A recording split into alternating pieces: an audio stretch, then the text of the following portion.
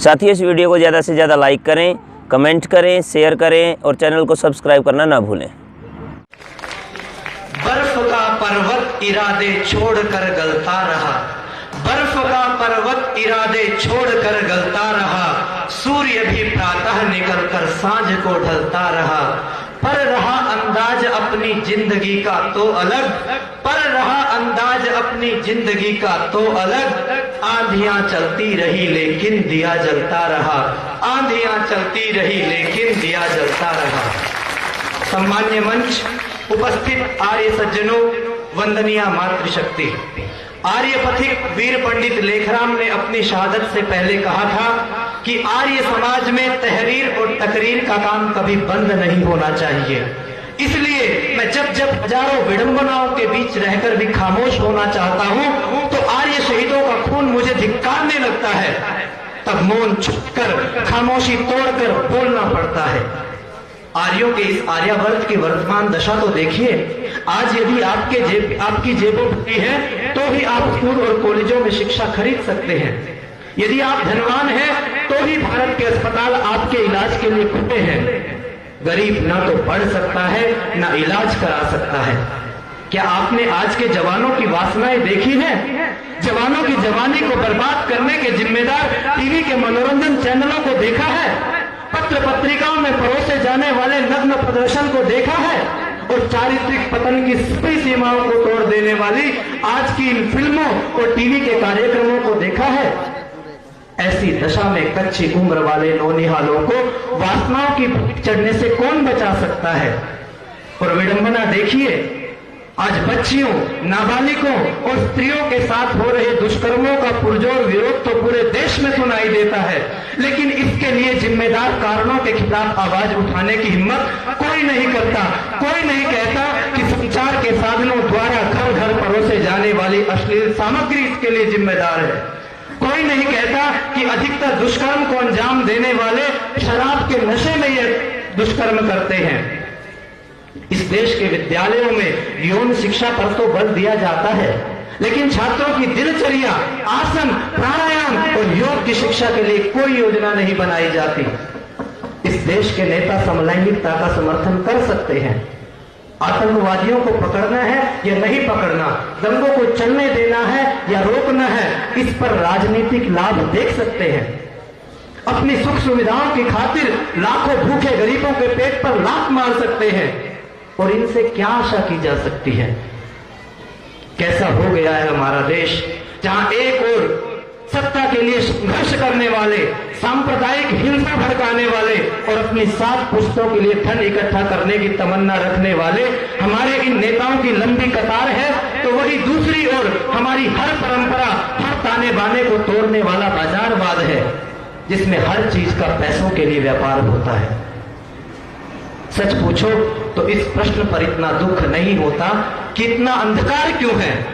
दुख इस प्रश्न पर होता है कि आर्य समाज चुप क्यों है, आर्यत्व का अभिमान रखने वाले चुप क्यों है, उस दयानंद के सिपाही चुप क्यों है, जो हजारों विरोधियों की भीड़ के बीच में गरजता है, जो उसे टुकड़े टुकड़े कर देने को तैयार खड़ी है। उन गुरु लेखराम, पंडित चमुपति की परंपरा के लोग चुप क्यों है, जिनके खून की एक एक बूंद वैदिक धर्म और आर्य समाज के उत्थान में लगी। अरे क्या नाम है उन तरफ वालों के मानस पुत्र जो जब मंचों पर प्रमाणों की झड़ी के साथ बोलना शुरू करते थे तो प्रतिद्वंदियों के होठ उड़ जाते थे। अरे क्या नाम है उन आर्य दीवानों की परंपरा के लोग जो गले में ढोल लटकाकर हर गली, हर चौराहे पर गाते फिरते थे, दुख आता है तो आने दो, सुख जाता है तो जाने दो, हम दयानंद के दीवाने, हम वीर है डरना क्या जाने, हम वीर है डरना क्या जाने। याद रखिए, जो मौन हो जाता है वो गौण हो जाता है। आर्यों, इतने बुरे हालात कैसे हो गए?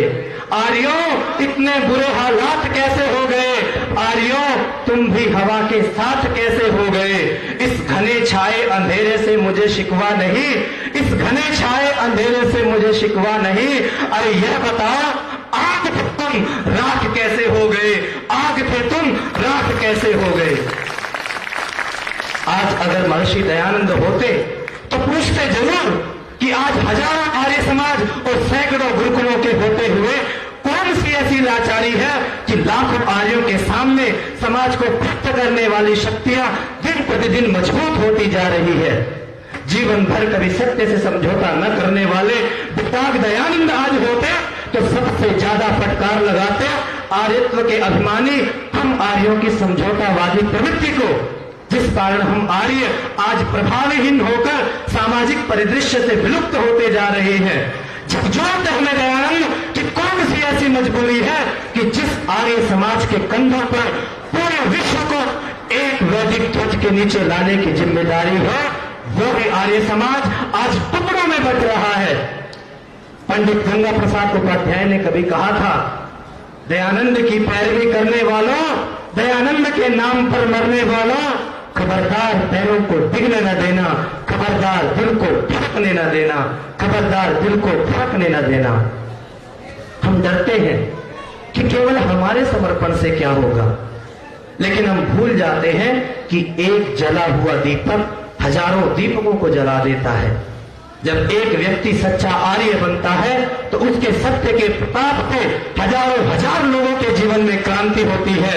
अरे समर्पण किया था ऋषि दयानंद ने, जिसने नितांत प्रतिकूल संसार की उस बंजर भूमि पर अकेले वैदिक धर्म का बीज अंकुरित करके दिखा दिया। समर्पण किया था स्वामी सत्यानंद जैसे कितने ही आर्य वीरों ने, जिन्होंने जगधारा के विपरीत चलकर उस अंकुरित बीज को अपने खुद से सींचकर पल्लवित कर दिया।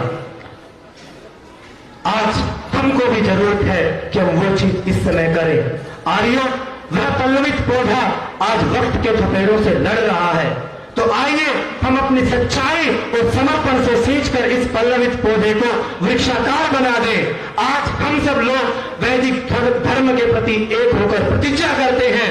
शौर्य चारों ओर काफी हो चुका है आसुरी अब, शौर्य चारों ओर काफी हो चुका है आसुरी अब, नाद वेदों का बजाने आर्य फिर से चल दिए हैं। सिर फिरो चेतावनी सुन लो हमारी ध्यान से तुम, सिर फिरो चेतावनी सुन लो हमारी ध्यान से तुम, विश्व में हलचल मचाने आर्य फिर से चल दिए हैं, विश्व में हलचल मचाने आर्य फिर से चल दिए हैं। धन्यवाद। साथियों, इस वीडियो को ज़्यादा से ज़्यादा लाइक करें, कमेंट करें, शेयर करें और चैनल को सब्सक्राइब करना ना भूलें।